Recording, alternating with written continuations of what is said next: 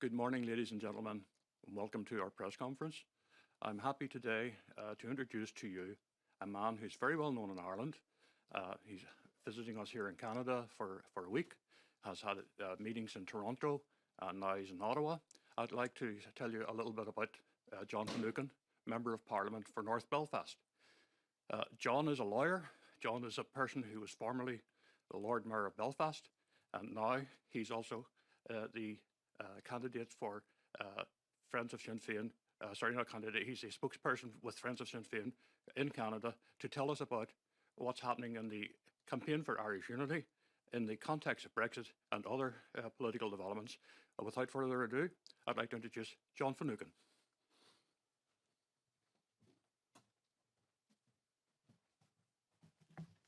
Thank you very much. It is a pleasure, it's an honour to be here in Canada at this time. It's a very important time, I think, to be bringing the message from Ireland to you all on this visit, for we are living in changed and changing times.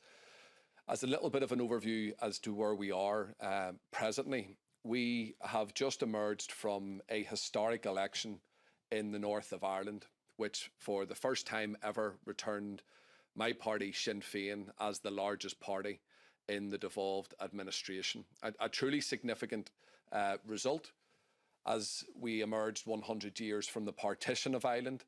Such a result was never designed to be allowed to happen, but it is a reflection, I think, of where politics and society is, particularly in the north of Ireland, that Michelle O'Neill is now the First Minister designate. And of course, I have to use the term designate because we do not have a functioning assembly or executive at present. And whilst I may be able to expand on this a little bit more with some questions, I think the dysfunction that we still are bearing the brunt of can be rooted back in the 2016 referendum on Brexit. For since that time, we had a British government that always, I felt, looked at the Good Friday Agreement as an inconvenient truth, as an irritant.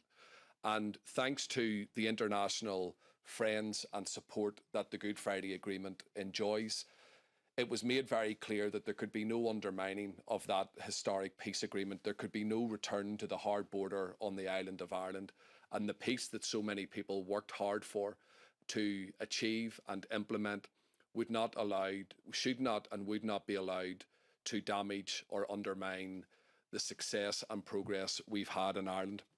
So we had an agreement between the British government and the European Union. That agreement was the protocol, a protocol which, when I talk to my House of Commons colleagues in the Scottish National Party or other political parties, is truly the envy of so many other jurisdictions. For without having to pay a single penny, we have market access into the British internal market and access to the European Union market of over 500 million people, something which provides such a small jurisdiction with unparalleled and unrivaled potential.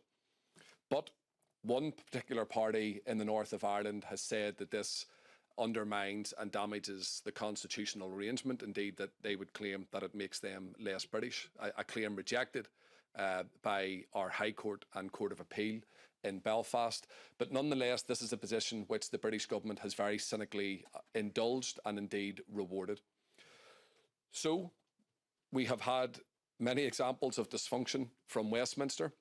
We are now on to the latest Prime Minister, Liz Truss, and the initial mood music does seem to reflect a willingness to agree a negotiated settlement. And that, I can say with authority, is what the majority of people want on the island of Ireland. We want to give our business community the certainty and the clarity and the space to prosper under what is now a fundamental market and trading shift. But the people that I speak to, certainly in advance of the last election, were concerned with two things: the state of our health service and the cost of living crisis, which seems to be compounded on a weekly and sometimes a daily basis, it certainly feels like. People want their political parties and leaders to be working together. They want them to be round the executive table in Belfast, making decisions that can provide mitigations for the hurt and the pain that people are currently suffering. And indeed, that is a phenomenon that is not exclusive to the people on the island of Ireland. So I am here with a very clear message for our friends in Canada. and that is, it is as important now as it has ever been to respect and cherish and celebrate and support the Good Friday Agreement. We are dealing with the British government through numerous examples that seems to have very little respect for international law or indeed international agreements. There is now a movement on the island of Ireland where people look at the dysfunction and the drama from Westminster and they are asking themselves a very simple question. Is there something better?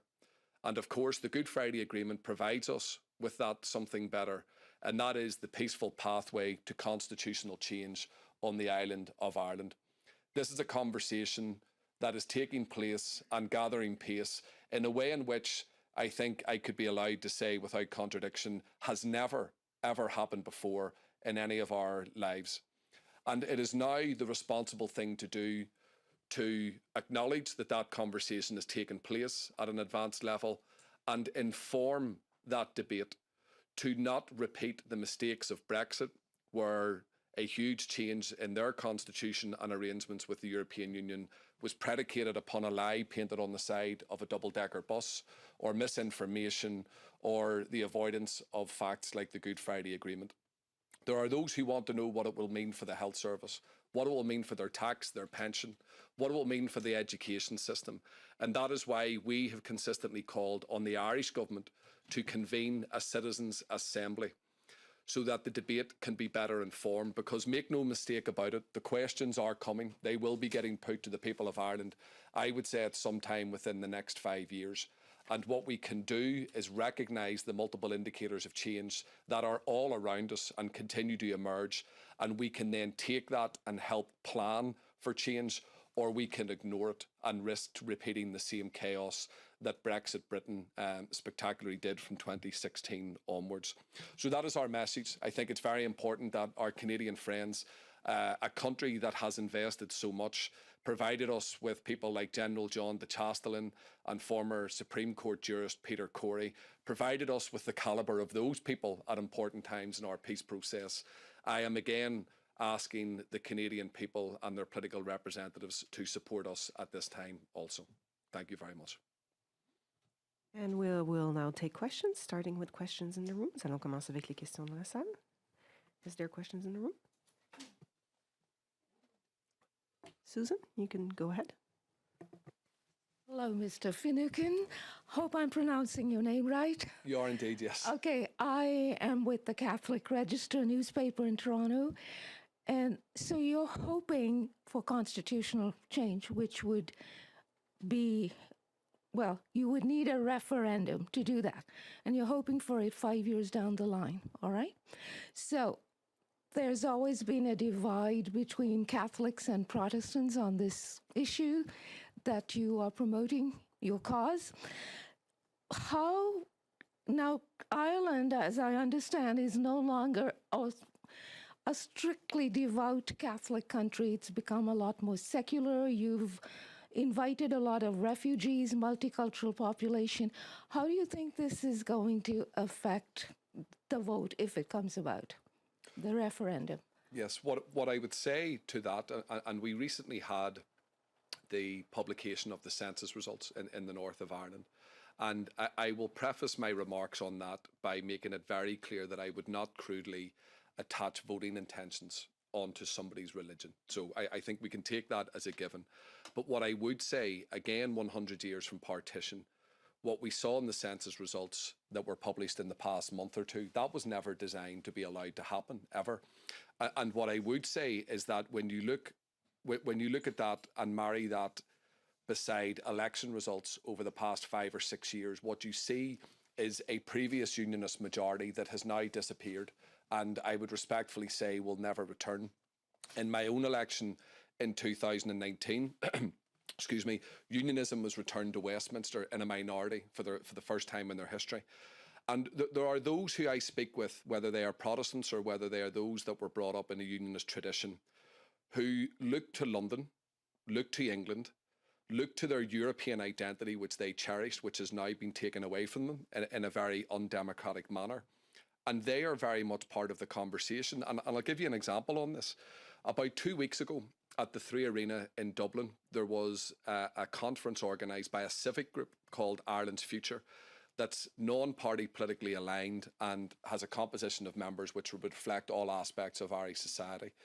And we heard from different people that day. We heard from young people and indeed people from a business and political background who were unionists, who were now very much saying they want to be part of this conversation. And there is a bloc in the middle who may not have much gra, as we say back home, much love for the union in London, but they may not have made their mind up yet. And they want to know exactly what this conversation is. They want it to be resourced and they want it to be informed and they want the discourse to be sensitive. And that is essentially what we are calling for. We are not calling for a border poll to be held tomorrow morning or indeed next year, because we need to have the debate informed and grasped by an Irish government so that the powers and the levers that only a government have hands on are utilised to bring this debate to the next level. Make no mistake about it, this conversation has taken place in rural Ireland as to what it means for farming. It's taken place in our health sector as to what it would mean for the health service. It's taken place amongst academia, amongst political parties, amongst economists, amongst our young who are looking at an Ireland and sometimes realising that their best chance of success is to get on a plane or get on a boat and move. We need to make sure that this is about creating something better and something different.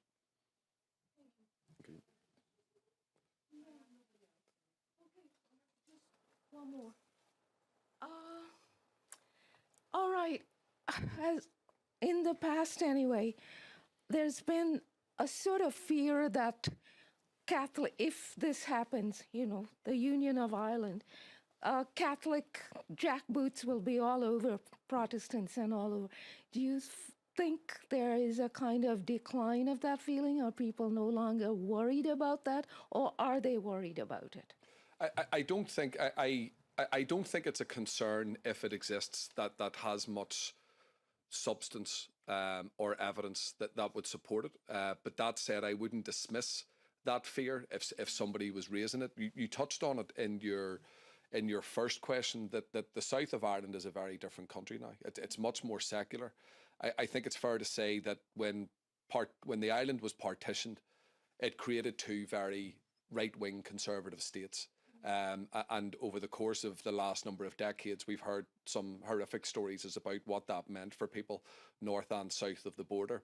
What I would say is that the beauty of one of the many beauties of the Good Friday Agreement is that it is a document that is not a fixed point of time, but what underpins the Good Friday Agreement is the human rights structure, is the parity of esteem, is the equality language that runs right through it.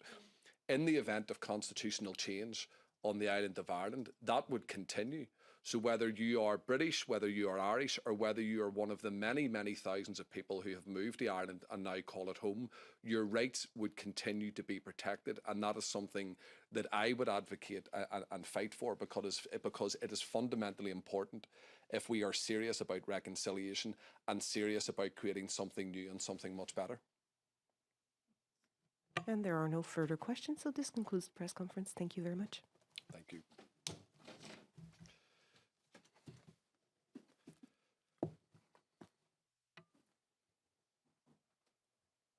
Recording stopped.